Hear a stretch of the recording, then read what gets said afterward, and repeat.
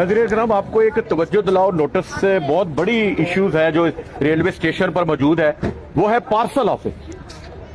यहाँ रहीम यार खां डिस्ट्रिक्ट का नाम है, एक डिस्ट्रिक्ट है और यहाँ पर तिजारत भी बहुत वसी है, यहाँ पर कारोबार भी बहुत वसी है और लोगों का आना जाना भी बहुत वसी है, लोगों की जो सामान रसद है वो भी बहुत ज्यादा है। लेकिन ये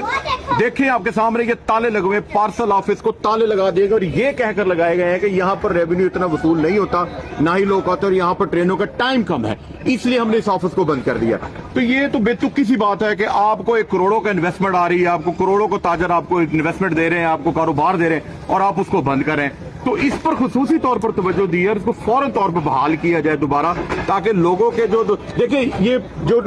ट्रेन वाला गुड्स वाला मसला होता है ये सस्ता होता है औरों से,